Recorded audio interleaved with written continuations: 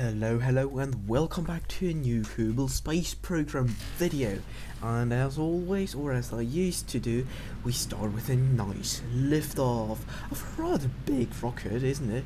Or at least the first stage is extremely big with those three cores of the Making History DLC expansion parts and the very big F1 replica engines down there. Yeah, but anyways, let's go right into the time warp. So we have a lot to do. As you can see, the video is extremely long, 23 minutes, which is, yeah, quite long really. I tried to shorten it down as much as I could, however, well, I cut quite a few parts out of it, and I hope it's not too long for you. So yeah. So what are we going to do today? So as you can see probably from the thumbnail and the title as well, even though I haven't really decided yet on what kind of title I'll slap on here, we're going to do now. Yeah. And since first of all the how's it called, the groundbreaking breaking ground, the groundbreaking breaking ground DLC has been released not too long ago. I think now it's just barely 2 weeks, I think. And but the video 2 videos ago, okay, was quite a success, where we were doing some DLC stuff in terms of where we went to the moon and built up a small outpost and checked out a few of the new features. So let's more or less continue on that kind of trend or so, and go to Duna. However, first we have to launch a second, even bigger rocket with an even bigger, well, not first stage. First stage is exactly the same thing, and speaking of exactly the same thing, you'll see later why they are actually exactly the same. I mean, like the launcher, except the fact that it's a rather good and stable launch craft. So the lower stage, made out of these 3, I think 5 meters diameter cores, is really stable. I was genuinely surprised how well this worked. These cores are aerodynamically perfectly stable, really, even though they have just tiny fins, and you can really control them very well with those 3 vector engines that are usually that are in the center of each of those 3 cores, and 4 of the F1 replicas in the corners of the set core. So you have quite a lot of thrust, thus you can carry heavy payloads, even though these 2 payloads are mainly just elongated and really long, and yeah, they aren't really that heavy. They're just very big. So still going with a bigger launcher is the Kerbal way to do things. So I think I should already disclose what kind of crafts that are or not. So yeah, probably I should. So first of all, we're going to set up a maneuver, obviously, to go to Duna. But that's more or less something we'll just skip in a few seconds. But let's talk about the craft. So we have 2 separate crafts. They will both go to Duna, and one of the crafts is a surface base, and the other craft is our new feature exploration thingy. But more on that later. And now I did something rather special here during the editing. I decided to slap 2 screens, no, not 2 screens, just both how is it called, escape burns of both crafts more or less simultaneously, so you can see the one craft on the left and one on the right, and tell me actually whether you like this kind of thing or not, since it is something I did know the first time and just experimenting, and now you can more or less, we can fit more footage in a shorter amount of time, otherwise they would be after each other. So now, for example, if you look on the left side, we already ditched the biggest stage. However, it had some fuel left, if you were paying attention, especially. And now on the right side as well, and now on the right side you probably we're able to see it even better. And the upper stage is pretty much the same engine, however the fuel is different on both of them. And now we more or less finished both escape burns.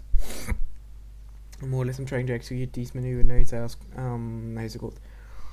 As precisely as I only can. Yeah. And now on the left side you can see us switching back to the how's it called? To the lower booster stage, and same on the right side now as well. Why are we doing this? That has a really good, somewhat a really good reason, and that's we want to deorbit both boosters. So first of all, the one on the left, we had to reduce the trajectory so that we are still in orbit around Kerbin and not already escaping Kerbin. And on the right, we're just doing our boost, the orbit burn now at apoapsis. And with that said, both of these two boosters are now at an impact course with Kerbin, and we can switch back to the two crafts heading back to Duna. But since we had to do two correction burns on both, even though one of those two crafts already had an encounter course with Duna, still decided to, I wanted to improve how close we're getting, so that's why we did a few mid-course corrections. But now the first craft, the smaller one of those two, already arrived first at Duna, even though it was the second one to leave. However, the difference there was like one low Kerbin orbit, so that's probably around 30-ish minutes. However, obviously how they didn't do the exact same maneuver. I just fiddled around with the maneuver node until I was able to get an encounter with Duna, but I think that's pretty clear. And that they arrive at different times makes it actually a lot easier. Well, not a lot easier, but just is kind of comfortable. Now we were able to just set this thing into a low Duna orbit, and we don't have to worry about it later on.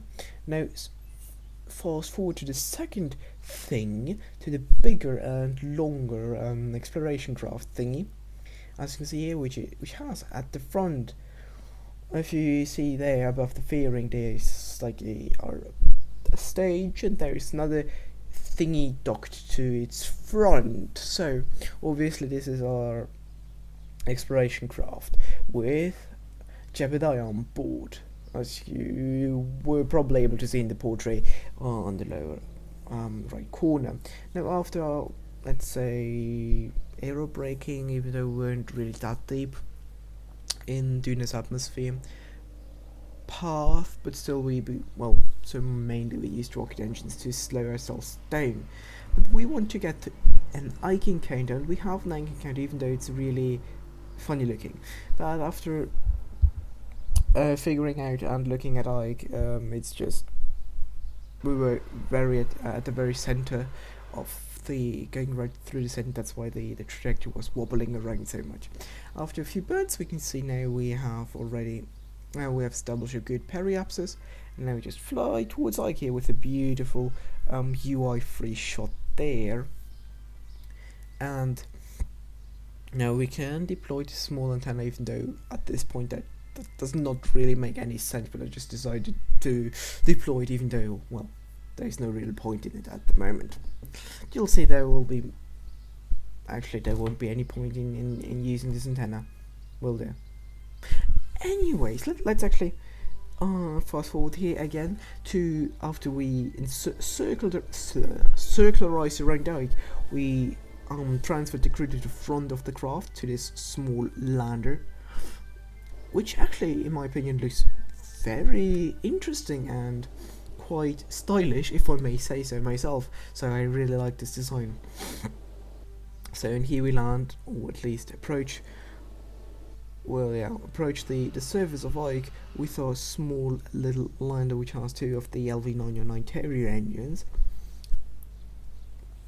and coming down for a gentle touchdown. And I was really careful with landing these crafts this time around. So for those of you who have been watching some live streams, I tend to kind of wait too long until trying to suicide burn, and then it always kind of goes not quite according to plan. But on this mission, every landing actually was a first time success, which is actually surprising, but I really like it. So now that we landed, we can open up our cargo bay. So, and there we have one of the new features. By pressing an action group, we can lower our small exploration rover here, which was tucked inside the cargo bay. Now just have to decouple this docking port here. Come on, there we go. Decouple the docking port, and then the rover is deployed. Now you can EVA as we're used to, and plant the flag so that everybody knows we were here. Very good, very good, very good. Okay, so now we'll probably just the time will start any second now. So since the DLC has not only these new robotic parts in it, and well, and the new suits and the new surface bases, but you also have the surface features. And I was driving around for a very, very long time on the surface of Ike, and actually even flying around in the EVA pack to cover more distance, and I couldn't find any surface features. I searched around a radius of around 3 kilometers or so around the bay. Well, of course I didn't go like in a circle, but I traveled like 2 kilometers in one direction, and then another 3 in another direction. I was just okay, good. That's enough. I can't find any surface features here. So yeah, that's really a shame. So if you can find some surface features on Ike, please tell me, since I wasn't able to do it. Okay, so then we just went back into orbit and performed a nice standard rendezvous with our main ship, and then we can just cancel our relative velocity. Well, first of all, of course, encounter, cancel relative velocity. Now we are more or less we're just right next to each other, 50 meters. Coming in for docking, and a little bit too fast, missed the docking port, so let's try again. Pointing at each other and just puffing it a tiny bit forwards, and there we are, docked. Very good. So the first part of our mission, if I may say so, is completed, since we have explored, quote unquote, Ike, even though we weren't able to find any surface features, which really is a shame. We can now ditch the lander on a suborbital trajectory so that the lander will crash into Ike, and we won't leave any debris. Even though the lander had a relay antenna, we could have more or less kept it in an orbit in order to function as a relay.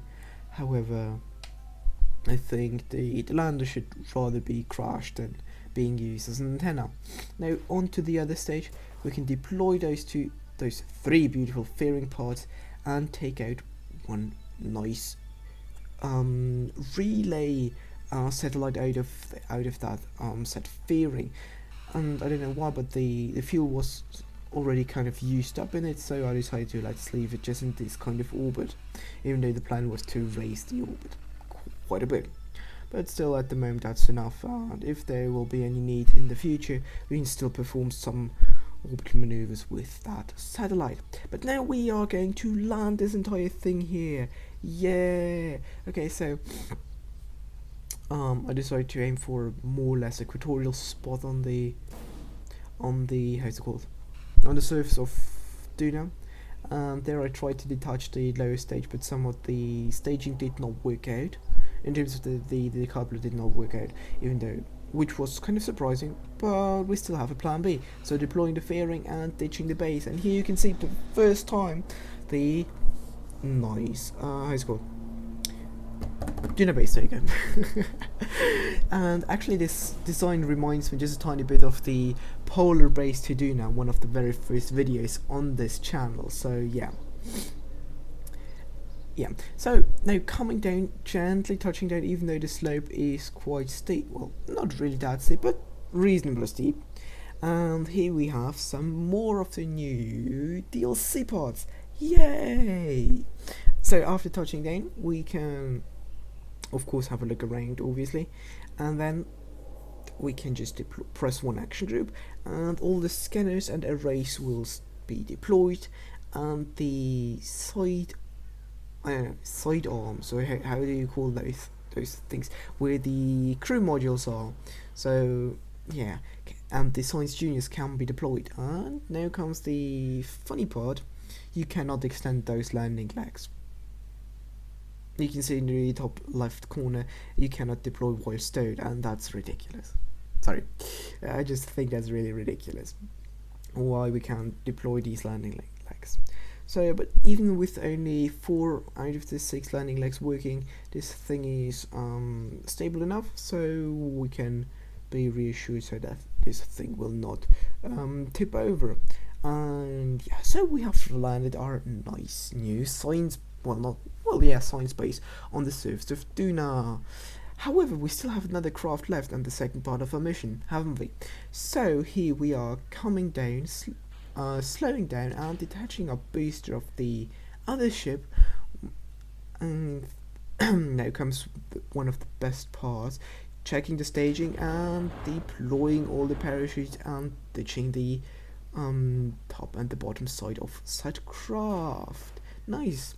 So we'll come back to the other part that we just detached there in a second, and in theory you could have actually deorbited those two parts on their own, since both have their liquid fuel reserves and so on and so forth.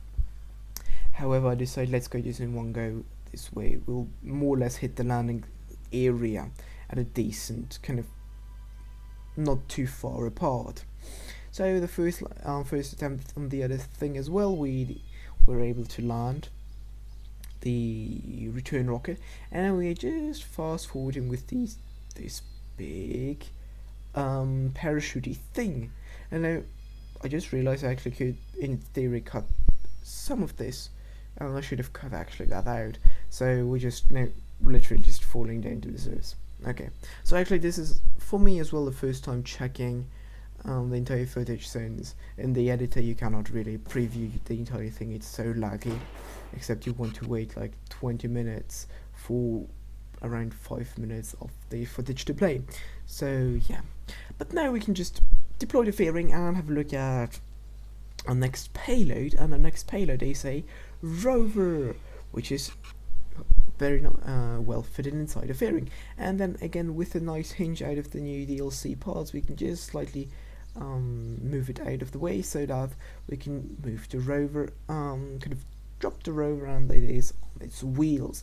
Now, quickly jumping back to the, how's it called, jeopardized craft, I decided to bring it a bit closer to the surface base, because, well, there's an obvious reason for it, and yeah, there's just a really obvious reason for it.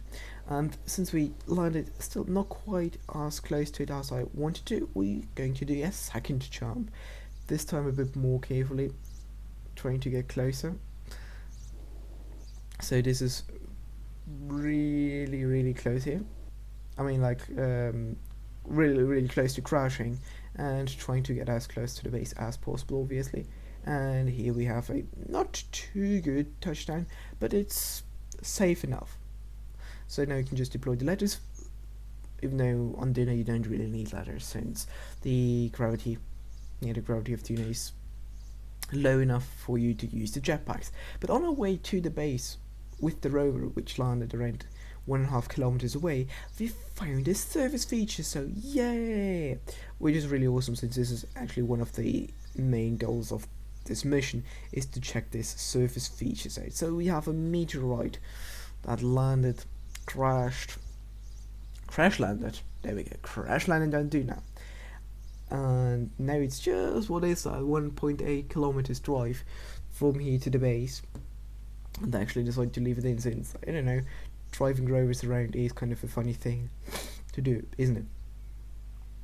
And you can see in the background there on the right side as well another surface feature there. We'll just jump right to it in a second, and there we go.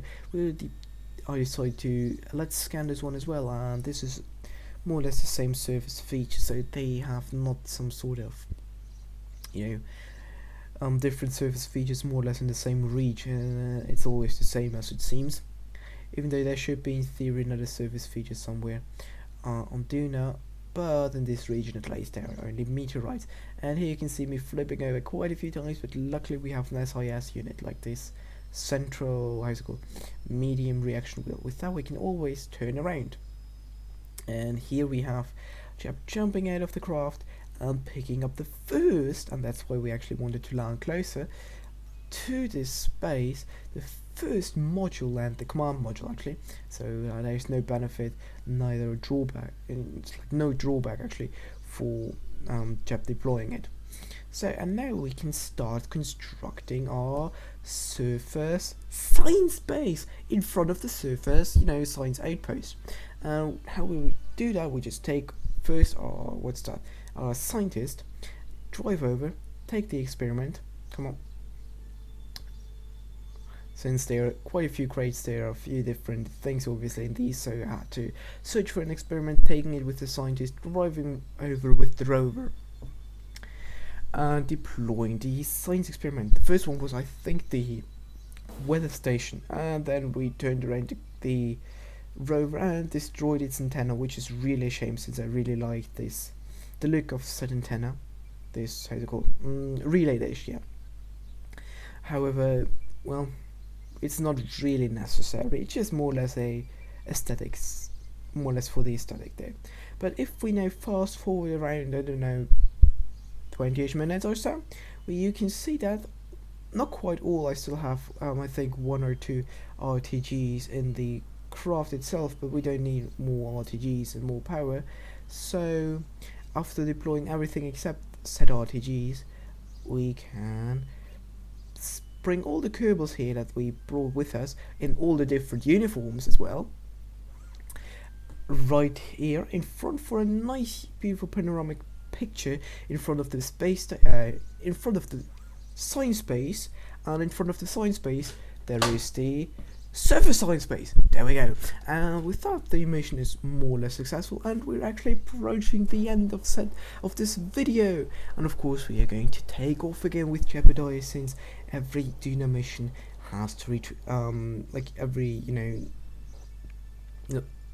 this Duna mission. There you go. This Duna mission is not a one-way ticket, so we can bring Jebediah back home and get him ready for the next mission with our ascent stage. As you can see here, we have a 1.7 meter lower stage with a aerospike engine and a smaller stage on top of it. And now just coasting up to the apophysis and performing our circularization burn. Now we are in a circular orbit and ready for our transfer burn. However, I did not record the transfer burn because I'm a douchebag. So we just skip forward to one transfer burn. Well, we skip one transfer burn and one mid-flight correction burn, and now we are here at Kerbin, re-entering and now parachuting down. So that's more or less well, not actually more or less, that's the mission finished. Quite an ambitious mission. I really liked this video, even though I just made it myself, so I hope you like it as well, obviously. And yeah, so thank you very much for watching and sticking around all those 23 minutes with me, and until next time, Spaceship signing out.